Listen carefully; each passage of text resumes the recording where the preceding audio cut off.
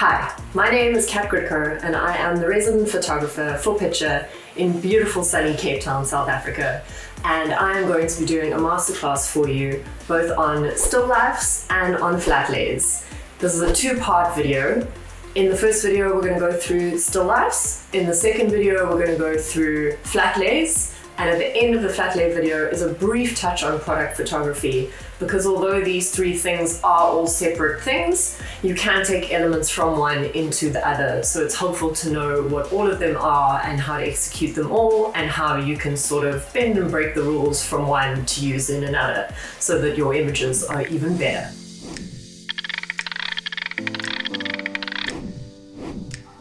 Hi, my name is Kat Grudko and welcome to part one of this masterclass, a series presented by PICHA. In today's class, we are going to be discussing still lives and flat lays. In order to understand the difference between the two, I'm going to give you a definition of both of them.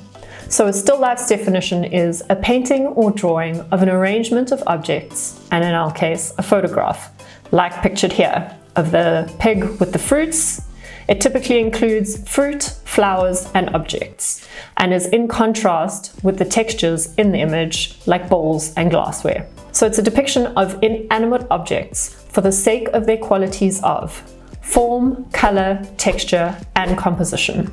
So the definition of a flat lay, so that you know the difference between the two, a flat lay is always shot directly from above. So it's a bird's eye view of a carefully arranged bunch of objects. You see this a lot on social media and is popular in food and fashion photography, like pictured here in the bread and the magazine flat lay on the duvet cover. What makes a good still life is visual balance, composition, color, and the path the viewer's eye takes, like this picture here, where you see the red juice in the glasses, your eye snakes through the image. It's made up of man-made and natural objects, like fruit, flowers, vegetables, fish, game, wine, all those kinds of things, like pictured here in this old painting.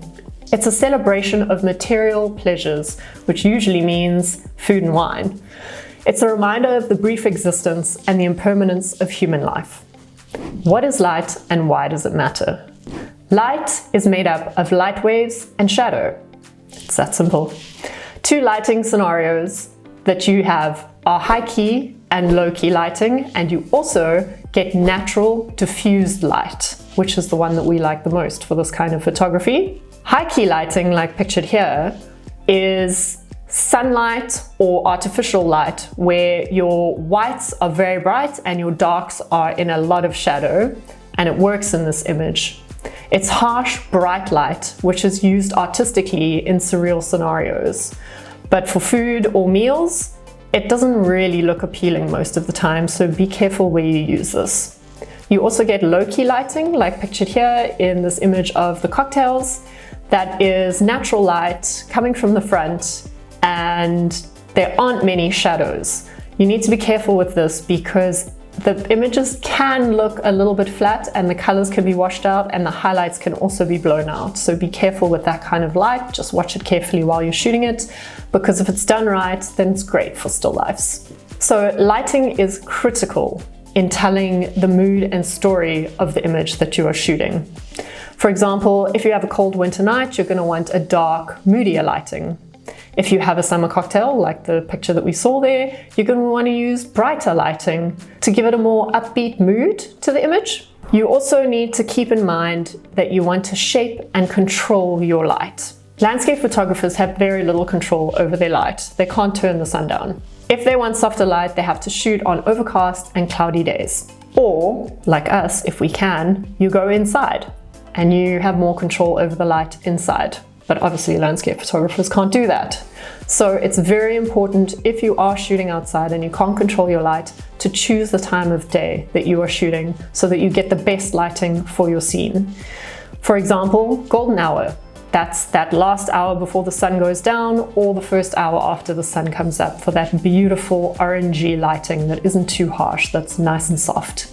If you are shooting inside, you can use a big window or a couple of big windows if you have them, like pictured here, where I'm using two big windows to shoot a still life and flat lay. What is important in still lifes is lots of natural light, color, direction, angle, and balance of your light and shadow. Different light sources that you can get are your natural, which I've mentioned is always preferred. And we prefer that because it's always the color that you expect it to be, which is important in product photography and still lifes and flat lays. If you are showing a certain product, you want it to look the color that it is. This light can also be easily managed. You can also use diffusion and bouncing light with this natural light. In artificial light, it can vary in color temperature, especially in the low-end affordable options. So you need to keep an eye on that. You can choose the direction and angle of your light, both for natural and artificial light. Like pictured here, I'm using natural light and it's coming from the front and it's still giving us nice shadows and highlights. You can also side and backlit anything really.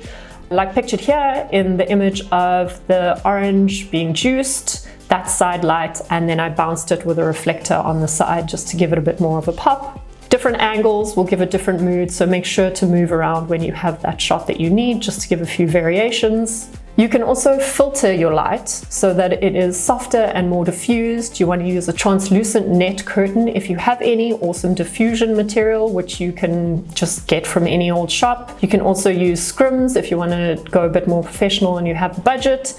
And you also get flags, which are like a scrim, which is that diffusion material like pictured here. You can either use that or you can use just the piece of material, or the flags which have black on the back, which would be something like that you then use to block some light. So you can reflect and bounce light, and you can block light, as I mentioned there. You can also change the color of your light if you want to. A normal daylight color temperature is between 5,500 and 6,500 Kelvin. Light does range from between 800 Kelvin, which is more blue on the scale, and then 1400 Kelvin, which is more orange yellow. 14,000 Kelvin actually, which is more orange yellow. So in this scenario, you're going to want to use a gray card, because you may not be able to guess the white balance. If it was off slightly, you can get them in just a piece of gray card like pictured here, or you can get a color checker, which is a bit more fancier and a bit more pricier. If you have the budget, go for it, it's great.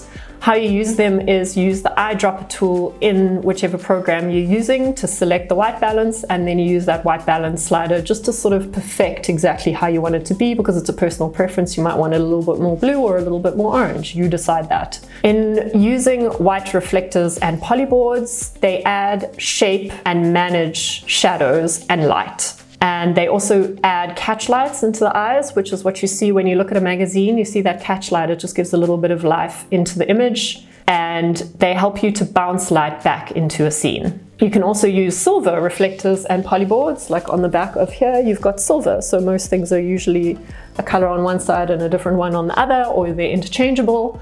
And you use this to create and deepen shadows. So you can use the black to block the light or increase shadows, and you use that black card, which we call the flag, which is important in rooms like this where it's all white roofs, white walls. So then you need those flags just to take a bit of the light away. You also want to find a balance between your light and shadows. You want to give your images a three-dimensional presence, which is part of your creative style when you are lighting a still life. So keep that in mind. Still life photographers do prefer side lighting, like pictured here. I had a window on the left, and you can see the detail in the fabric and on the fruit. You play with your light and shadow to make it a physical element in your images. You can also use a translucent net curtain like pictured here. I use curtains on the window just to soften that light a little bit. On a bright sunny day, it gives a little bit more of a mood, and I can have a bit more control over the lighting. You can also use a 5-in-1 reflector like pictured here, which is this one that I've got over here. You can also use white and black polyboards or cardboard. Like pictured in this picture, it's the polyboard. It's quite a big one. You can get smaller ones if you like. They come in a range of sizes, and I'm in Cape Town, so I rent them from Flash Photo or Sunshine Co, or you can buy them. You can also get them from art supply stores and camera shops. They are inexpensive and they can usually be cut to size, so they're very handy. For food and objects, it needs to be the star of your show in your flat lays and your still lifes. It needs to look tasty and delicious and appear sexy and alluring. Like pictured here, you just want to take a sip of those drinks. They look beautiful, the lighting's great.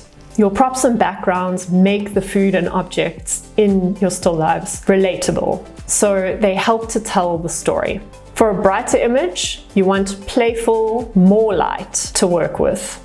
That makes the images more playful and more airy and just feel lighter. And if you want a darker setting in light, then you use rich and intense lighting for an image with that feel. A good investment if you are planning on doing a lot of this type of photography is a tripod like pictured here. You get ones where you can turn the head down so that you can place your camera there and then move some props around and it's still the exact same frame. Those are very handy and a very good investment to make if you are going into this kind of photography. A tip is to watch your shutter speeds. As soon as you raise your ISO, it affects the quality of your images. Higher ISO means more grain, so you want to keep an eye on that. But if you want to capture movement like spraying or pouring water onto fruit or pouring honey or anything like that, you need to keep an eye on your shutter speeds because it's going to impact the decision on how you light your scene.